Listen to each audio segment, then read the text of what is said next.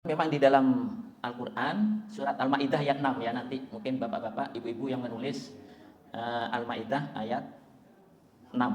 Wa in kuntum junuban fattahharu. Jadi jika kamu junub maka sucikan. Yang pertama istilahnya berhubungan khusus ya. Karena kalau bahasa Indonesia juga kalau di bahasa fikih itu bersetu. Nah, itu ya. Itu. Hadis menyatakan begini, idza iltaqal khitanani, dua yang dihitan itu bertemu. Bapak Ibu paham ya? Insya Allah langsung paham. Apabila dua yang dihitan itu bertemu, idza iltaqa al khitanani faqad wajabal ghuslu, maka wajib mandi. Ini dalam hadis Rasulullah, maka faqad itu sungguh, wajabal ghuslu, wajib mandi. Itu ya. Wa in lam yunzil, riwayat Muslim. Wa in lam yunzil itu paham? Jika sekalipun tidak inzal, tidak mengeluarkan apa-apa. Jadi kalau dua hitan itu sudah ketemu, keluar mani atau tidak, itu wajib mandi. Wajib mandi ya. Jadi itu istilahnya inzal ya. Inzal itu mengeluarkan. Kalau tidak mengeluarkan juga tetap wajib mandi. Kalau sudah dua yang dihitan itu bertemu ya. Istilahnya bertemu Pak ya. Kalau bahasa fikih yang lain duhul. Duhul itu masuk. Maaf ini karena begitu keterangannya. Kemudian yang kedua, tanpa berhubungan khusus itu ternyata keluar mani ya, di luar berhubungan khusus. Jadi mungkin disengaja atau tidak, nah itu ya, bisa keluar cairan atau mimpi atau sebab yang lain. Jadi sekalipun mimpi, kalau keluar cairan maka wajib mandi. Kalau tidak keluar, tidak ada cairan, tidak basah, sekalipun mimpinya luar biasa, maka tidak wajib mandi. Karena tidak ada bukti basah atau tidak, gitu ya. Karena memang tidak ada basah. Begitu ya. Untuk wajib mandi itu kalau ada bukti basah. Itu dalam fikih itu begitu, Mang. Dan ini dari sabda Rasulullah yang menyatakan dari Ummi Salamah, anna Umma Salim, Ummi Salim qalat, berkata, ya Rasulullah, annallah la yastahyi minal haq. Wahai Rasulullah, sungguhnya Allah itu tidak malu untuk mengatakan yang benar. Gitu ya. Fahal alal mar'ati al-ghuslu, apa juga wanita itu wajib mandi bila mimpi. Kata Rasulullah, bagaimana kalau ada seorang wanita yang bermimpi, apakah wajib mandi? Kata Rasulullah, ihtalamat, dia mimpi. Mimpi itu ihtalamat ya, kalau perempuan. Qala na'am. Iya, idza ra'atil ma'a. Kalau orang perempuan tadi itu melihat air, melihat cairan ada di sewek ya. Apa sewek itu? Oh, jarit ya. Nah, itu kalau di situ seorang perempuan ini melihat ada yang basah, itu wajib mandi kata Rasulullah. Tapi kalau tidak ada buktinya, maka tidak wajib mandi. Jadi sekalipun mimpi berapa kali, kalau tidak ada yang basah, maka tidak wajib mandi. Itu ya. Kemudian berikutnya, itu kan masalah mimpi ya. Ini sama juga ya. Jadi kepada seorang perempuan juga begitu. Kalau tidak ada yang keluar, maka tidak wajib mandi. Bagi laki-laki juga begitu, tidak wajib mandi kalau tidak mengeluarkan apa-apa ketika mimpi. Ya. Kemudian yang wajib mandi yang ketiga adalah orang yang meninggal dunia. Orang yang meninggal dunia. Jadi orang Islam, ya, ini yang dibicarakan ini orang Islam. Ini fardu kifayah namanya. Jadi fardu kifayah itu kalau ada orang meninggal, kemudian sebagian umat Islam sudah menangani, maka umat Islam yang lain sudah tidak berdosa. Kifayah itu artinya cukup, sudah cukup diwakili sebagian umat Islam. Jadi yang lain tidak ikut atau tidak bergabung pun sudah tidak berdosa. Begitu ya.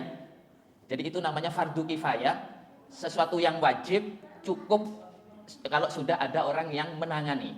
Tapi kalau tidak ada sama sekali, ada orang meninggal dunia kemudian tidak ditangani sama sekali, dibiarkan, digeletakkan, tidak dimandikan, tidak dibungkus, pokoknya tidak ada yang mau menangani, maka seluruhnya berdosa.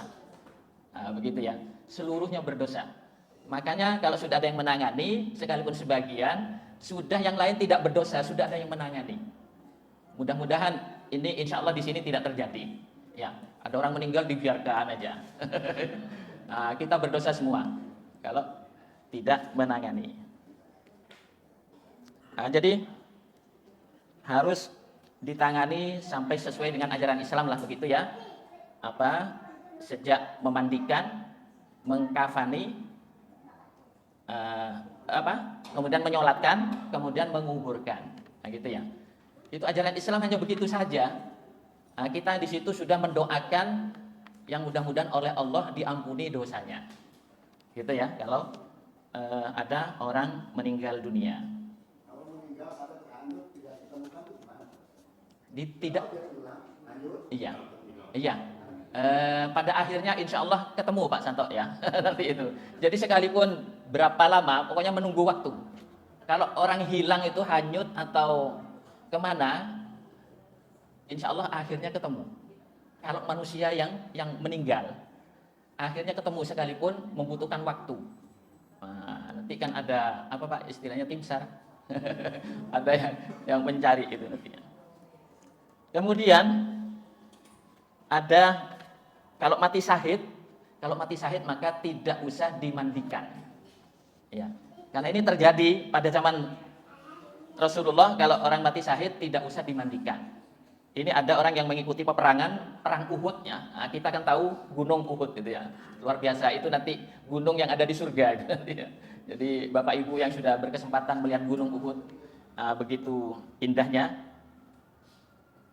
Rasulullah pernah menyatakan begini, qala Nabi sallallahu alaihi wasallam fi qatla Uhud la taghtasiluhum. Maka jangan dimandikan mereka yang mati syahid, yang mati dalam peperangan. Gitu ya. Jadi itu karena mati syahid apabila mati dalam peperangan. Kemudian di hadis yang lain, an Ibnu Abbas, dari Ibnu Abbas, anna Rasulullah sallallahu alaihi wasallam, bahwasanya Rasulullah sallallahu alaihi wasallam qala, bersabda, fil muhrim. Nah, ini Pak ya. Muhrim itu apa? Ini karena salah kaprah Pak, kalau di masyarakat kita muhrim itu dikiranya keluarganya. Muhrim itu orang yang sedang berpakaian ihram. Jauh sekali dengan orang ini muhrim saya. Itu bukan itu. Orang sedang berpakaian ihram itu disebut muhrim. Orangnya disebut muhrim. Pekerjaannya disebut ihram. Nah, gitu ya. Orangnya muhrim, isim fa'il.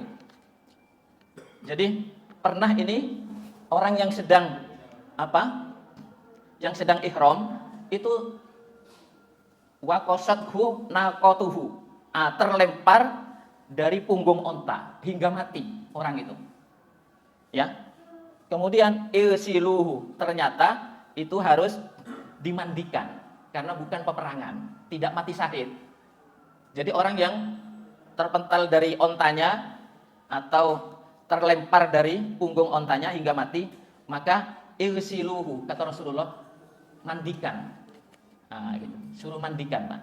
Orang yang hanya jatuh dari onta kemudian meninggal. Tapi kalau dalam peperangan itu meninggal oleh Rasulullah tidak boleh dimandikan. Nah, yaitu dengan bimain, dengan air, wasidrin, ya, dengan air bidara. Nah, saya tidak tahu Pak yang air bidara itu Pak, yang berupa sabun juga ya, itu.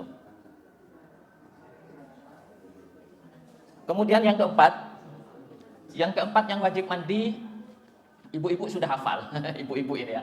Kalau sudah selesai haid atau berhenti dari darah haid, darah haidnya sudah selesai, sudah berhenti, maka wajib mandi. Nah, gitu ya. Sudah dipraktekkan ibu-ibu sekian puluh tahun sudah. Jadi kalau sudah selesai haid, maka dia wajib mandi. Jadi supaya bisa sholat. Jadi jangan dibiarkan, wajib mandi itu karena untuk segera sholat. Ya. Dan juga sekaligus bisa melayani suaminya. Nah, begitu ya dalam fikih itu. Dan juga segera bugar kembali, segar ya. Gitu. Nah, ini kata Rasulullah Sallallahu Alaihi Wasallam, "Idza akbalatil haidah," kalau datang haid, fada'is sholat, maka tinggalkan sholat. Ini sudah dipraktikkan ya. Jadi ini hadisnya, kalau haid tinggalkan sholat. Berarti tidak boleh sholat ketika datang haid. Ini hadisnya. Tidak ada kodok dalam sholat. Jadi yang ada kodok itu dalam puasa. Nah, kalau sudah selesai dari haid, kata Rasulullah, faghtasili, maka mandilah. Ya, wasolli. Ini kalau memerintah kepada orang perempuan, Pak. Faghtasili, mandilah. Wasolli. Jadi linya itu agak panjang kalau nyuruh kepada orang perempuan. Tapi kalau kepada orang laki-laki, satu orang, sholatlah, solli. Pendek gitu aja. Tapi kalau nyuruh seorang perempuan, solli, gitu ya, sholatlah. Jadi lebih panjang ada iya-nya, Pak. Itu kalau dalam bahasa apa? Bahasa Arab ya. Kemudian yang kelima, mungkin ini yang terakhir ya, nifas. Nifas ini keluar dari alat vital perempuan, ya. Nah, setelah melahirkan seorang anak. Nah, gitu ya. Jadi pada hakikatnya darah nifas itu darah haid yang tidak keluar ketika wanita itu hamil. Ketika hamil darah itu tidak keluar. Tapi setelah melahirkan itu keluar semua. Itu namanya yang tadinya darah haid itu tidak keluar menjadi darah nifas. Gitu ya. Nah, itu yang apa? Karena terkumpul ketika hamil dan tidak keluar. Keluarnya ketika melahirkan. Itu namanya darah nifas yang wajib mandi. Ibu-ibu setelah melahirkan itu wajib mandi, gitu ya. Itu yang apa? Yang berkaitan dengan mandi wajib. Karena sudah dibel, maka sampai di sini dan mudah-mudahan yang sedikit tadi ada manfaatnya bagi kita semua. Mari kita tutup dengan membaca doa kafaratul majlis. Subhanakallahumma wa bihamdika asyhadu an la ilaha illa anta astaghfiruka wa atubu ilaik. Walhamdulillahirabbil alamin. Wassalamualaikum warahmatullahi wabarakatuh.